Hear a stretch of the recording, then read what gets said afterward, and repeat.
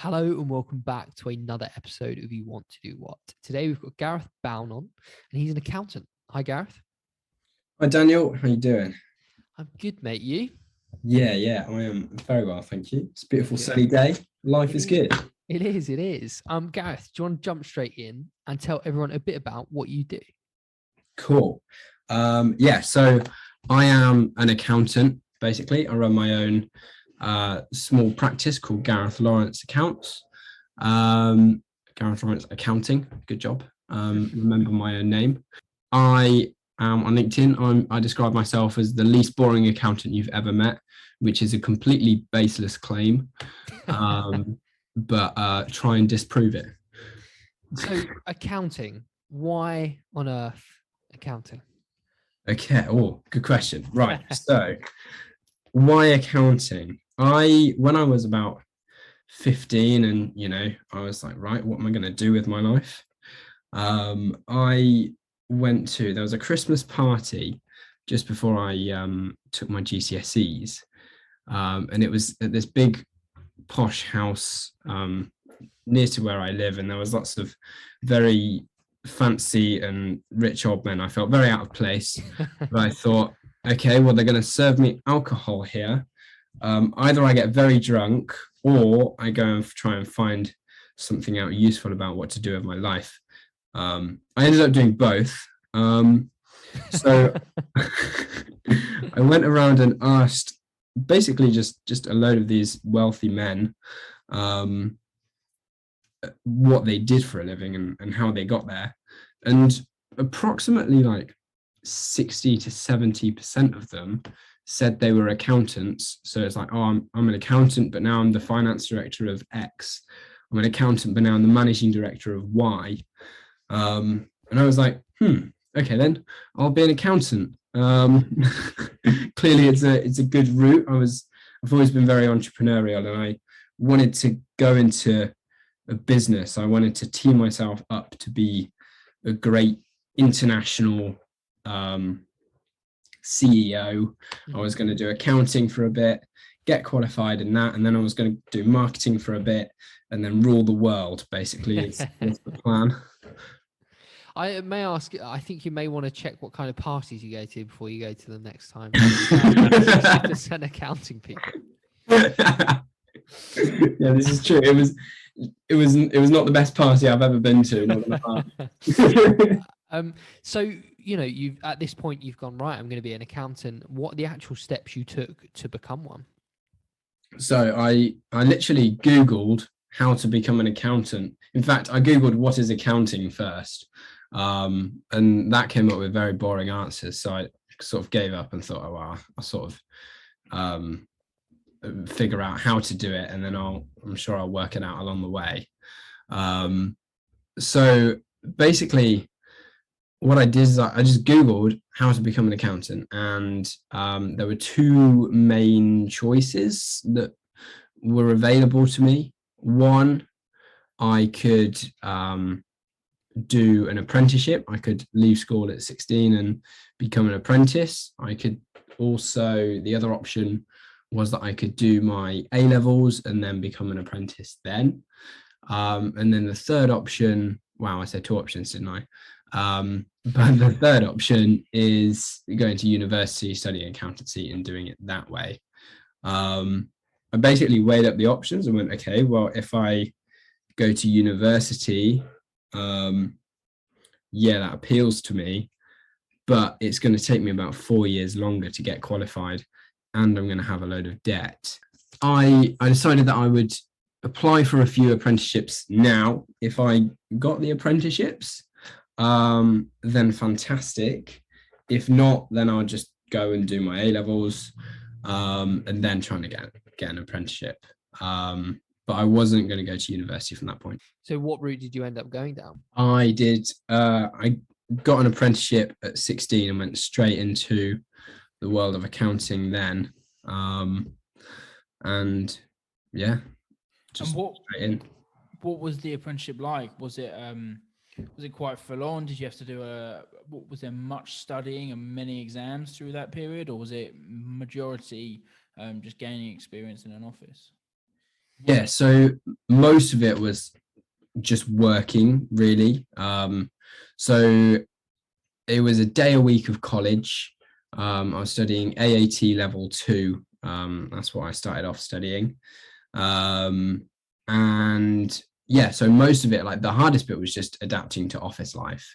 So I've gone from being a nice little countryside school with like 400 pupils to an office where I've got a manager and I've got accountability and responsibilities. And then not only that, I'm dealing with people's finances and stuff. And it was a big shock to the system, not gonna lie. And I found that I lost a lot of friends around that time as well. So it was great for sort of career wise. And I ended up becoming a client manager with in about 6 months of working there and having, I think it was about 60 clients to look after. Oh wow. But I no longer could relate to any of my friends who were at sixth form, and they were out like, oh, come on, Gareth, it's a Wednesday, let's go to the pub. And I'm like, oh, no, I'm going to bed at 9 o'clock. That's actually a really interesting point you bring up, which we haven't really touched on the podcast actually, is if you do choose to go into an apprenticeship, you're right, you have a real difference in life view from your friends that go and do A levels and then on to university, because by the time they come out of university, you've done 6 years in most cases, whereas your friends have only just entered the world of work. And in my opinion, I know Tom's got a slightly different opinion having gone to university. I think what you did is the best route, but that's my opinion. I think it varies for a lot of people. If you want to be a doctor or a lawyer, 100% go to university. Yeah. If you want to do marketing, I would say that university is a waste of time. Accountancy also, it's probably not the best route but if you do go to university, you can, and you do well, you can get into like Deloitte and PwC on these fancy postgrad schemes and just get paid a load of money, even though you don't really know anything. But if you don't get onto those, then it's really difficult. But I think like I've qualified and I've started my own business with 6 years of experience while my friends have done university. So but now I'm finding that in the last couple of years, I've reconnected with a lot of my friends who I lost touch with when I was 16, 17, 18, 19.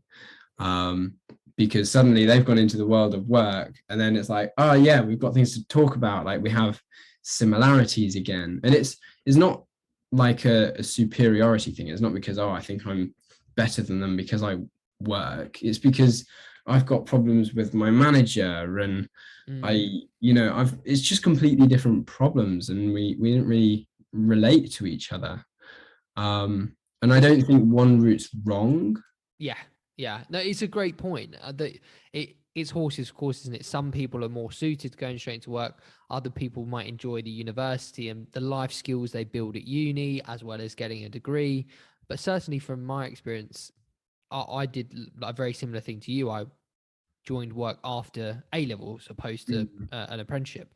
And you're right. You kind of, my friends were leaving university and going, oh, well, I've got this degree, but I don't really know what I want to do. And you're like, oh, like I wouldn't know what to do in that position at that age if I was kind of just like floating around afterwards. Like Tom did a degree in mechanical engineering, and that was what he wanted to go into. But loads of them came out and were like, well, I don't really know what to do now. And it's kind of like, oh, you can't relate, can you? Yeah, it is. I feel like quite often university is used as a thing, like you say, I don't know what to do. Oh, I just go to university because that's the route to go. Yeah. And I think that's very much the wrong thing. I think if I was in that situation where I just finished my A levels and I wanted to get into the world of work, but I didn't really know what to do, and maybe I'm not quite ready to enter like the full world of work or go into an office or anything like that, I'd probably, if I could, I'd just go and move to a different place and work in a cafe for a bit. Just explore the world and explore my interests a little bit, and then come back and go, okay, right, I've got I've discovered that I've got a real love for history, and I'm gonna go into that, because I've spent some time just searching online and reading books or whatever, and you've got a bit more of an idea, and at that point it might be a good idea to get into the student debt, even though in the UK it's not so much of an issue elsewhere in the world. No, it's a great point. So what is an average day like for an accountant? What kind of tasks are you doing in that career? Oh, good question. Okay, so as like an employed accountant, Yes. It generally starts off with some form of daily huddle. You sort of you go in, you have your coffee, you spend 5 minutes, you talk about what you're going to do for the day, and some days it'll be you're just working on this set of accounts. So part of that, it's a lot of numbers, isn't it? A lot of balancing of figures and whatnot, I guess. Yeah, it's basically going through and saying, does that number accurately reflect what's happened in the year? And you've basically got lots of different things to match that to. A simple one would be you go through and you check the accounts have the bank balance, and then you look at the bank statement for the year end, and if it's all good, then it matches. If it's not, then you've got a completely different figure, and then basically you have a little cry to yourself, and then you set about working out where it's gone wrong, and that's basically what you spend most of the time doing. As you get higher up, say you get to sort of like a senior level or a manager level, you then start looking at more of the tax rules and stuff. But as a junior position, it's about preparing the accounts and preparing tax returns. So people send in information for their tax return, and you say, okay, that's fine, that goes into that box, that goes into that box, all good. I think we might be missing some information because I'm guessing they work from home, and then you put that to the manager, and then the manager will say, yeah, send out that email requesting that particular bit of information. It's not the most interesting work in the world, if it's particularly like if you're junior, but the sort of the more senior you get, you go, okay, right, so you've got a company, this is something I've been dealing with recently. The company's been doing well, they've got 50-60 grand sat in the bank, and they're thinking about starting a rental, they want to buy a rental property. So they go, what's the most tax efficient way of doing that? What's the best way of doing that? So then I go away, I have a think about it, I speak to some other accountants, I speak to the tax specialists. Okay, if I do this, what are the consequences? What forms do I need to do? Great. And then I can go back to the client and talk about that. And that's where it gets really interesting. And where did you come to the decision to start your own firm? Why the move from sort of probably a comfortable employed situation to actually taking that leap and doing it all yourself? Yeah, okay. So the situation at the time was that I was traveling an hour and a half each way to work. So that was quite miserable, and I'd leave at like 7 a.m, get back at 8 p.m. And I was very disillusioned with the work I was doing. I felt just like a number cruncher in a back room. And I just wasn't enjoying it, to be honest with you. I'd been on a trip with my dad a few years before. We'd gone to Malawi in Africa, and I'd met some people who were traveling the world, and I was like, wow, I need to do that. And then from that point on, being stuck in an office was like the worst thing that I could have been doing. So I'd spend my days just sort of like gazing out the window, like almost like you do at school, and just thinking about like the world that I'm missing out on. So as at that point, I was like, right, I'm going to leave this job and I'm going to do something that I can travel the world. Hold on, there's the technology to run an accounts firm that I can do from anywhere, but the firm that I'm working for, none of it's remote. You can't be a remote worker. They don't allow that. The irony is that if I'd have just stayed through COVID, I'd be able to work remotely. So I was like, okay, the option to stay at the firm isn't there. I want to see the world. I can do it on my own. Let's just go and set it up. And to be honest, it was a bit early to set up your own accounts firm in terms of I was a bit young and inexperienced, not going to lie. I've been doing it now for 3 years, self-employed, and it's been fantastic. And I was reflecting yesterday, I was doing some work in Costa, and I thought, actually, you know what, I'm so happy. And that is what life's about, isn't it? These little moments. Absolutely. So it's the accountants that sit in Costa with their laptops. I thought it was the software guys. Fair enough. I always thought it was marketers. Yeah. What are some personality traits you think are critical for an accountant? Oh, now that's a good question, because I have the personality traits that do not make a good accountant, not gonna lie. So you've got to be very detail oriented for one.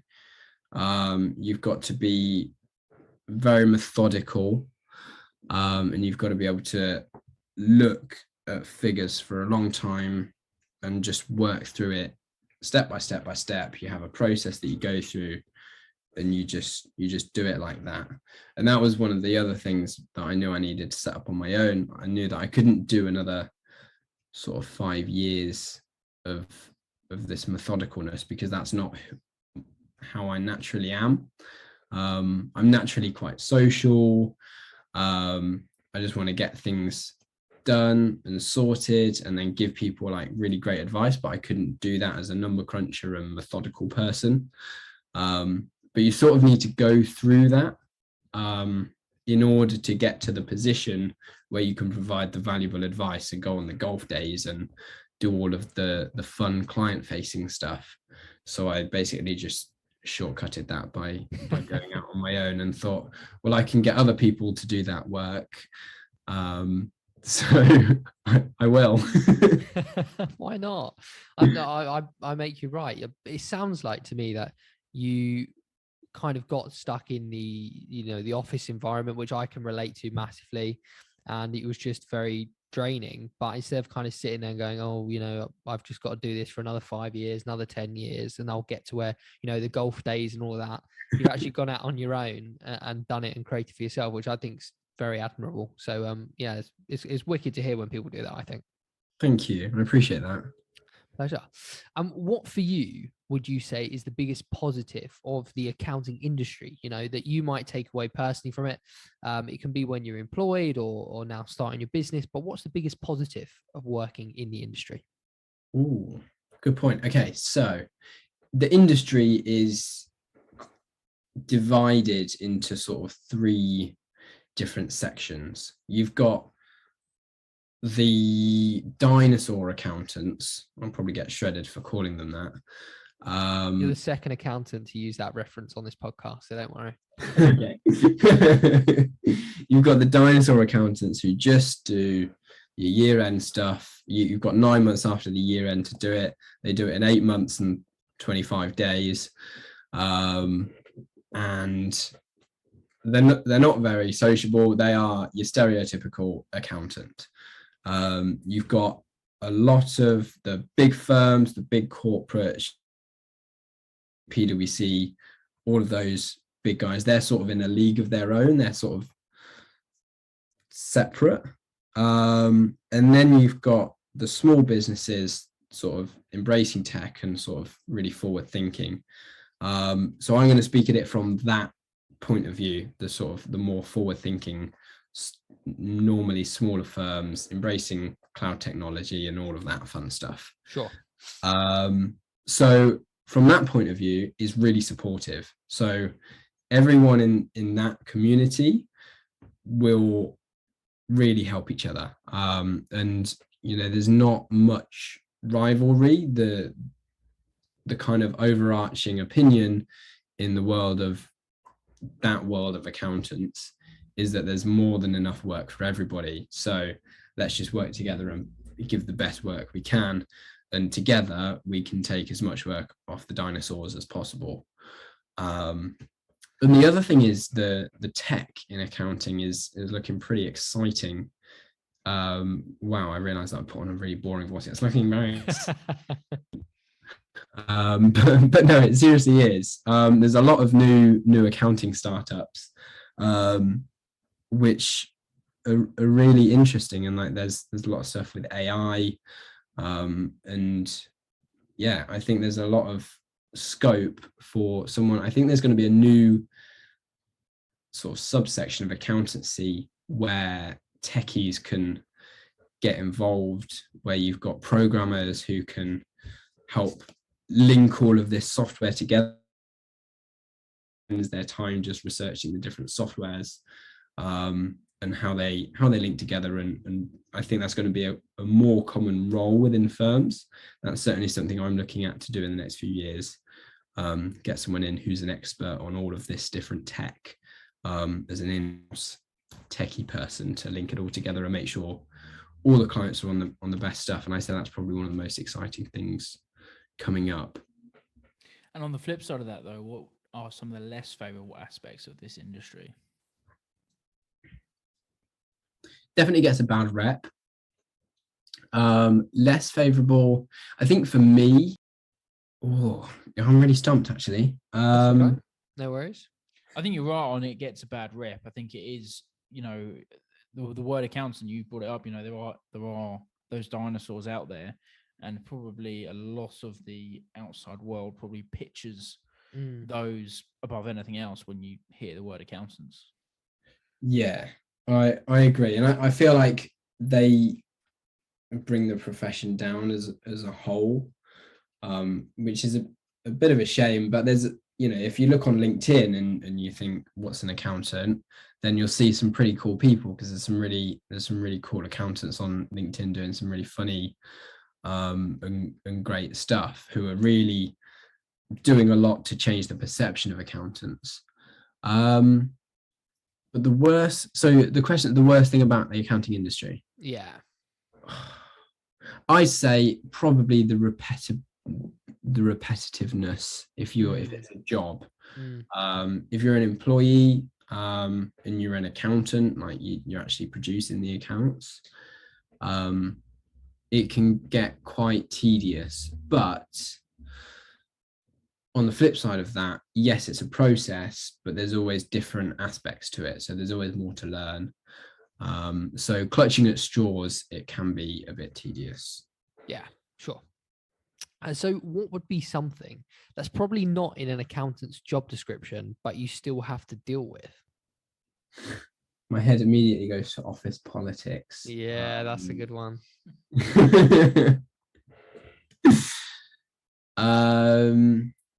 Yeah, dealing with these meetings that are unnecessary, I think, possibly.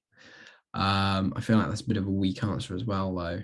No, that's fine. I mean, that that may well be the case, or maybe it's even dealing with difficult people, difficult business owners. I'm sure there's stuff like that happens. Yeah, so there's a lot. You know what? Right. So dealing with fees.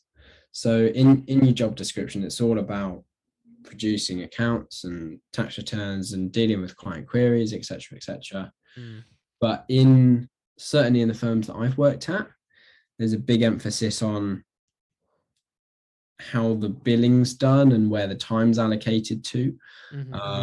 So basically, when you work at a firm, you're paid £10 an hour or whatever. And where I worked before, I think it was paid about £12 an hour, and my time was billed at £75 an hour. And I had to account for every 5 minutes of every day. And I needed the target was 90% chargeable time. Now, when it comes to doing timesheets, say you don't do your timesheet for like 2 days, which people quite often don't do, is basically they're just completely made up. So you're basically managing, okay, that client can afford it. I've not put too much time to there. So, okay, I'll put that to there. Time on that client generally gets written off anyway, so I'll put some there. And part of that whole billing conversation, there's a big aspect of that in terms of what you do and how that deals with what you do on a daily basis. Yeah, no, that's interesting. I think a lot of service industries have tried to incorporate that kind of technology. I know just when I was leaving the city, that was something that was coming in the industry I was working in, billing for time or trying to allocate time and justify fees based on that. But the technology is just not quite there yet. So it's very difficult to do. And like you say, can sometimes leave kind of an awkward timesheet where you're like, well, I think I did that. I think I did this. I'm not too sure, but yeah. and then you get to the end of the day and it's like, I spent an hour going to the loo and making coffee. Oh, that's not right. I'll change that to half an hour and put another half an hour. Yeah. Like, it's complete crap, the whole lot of it. And would you still go into this industry knowing everything you know now?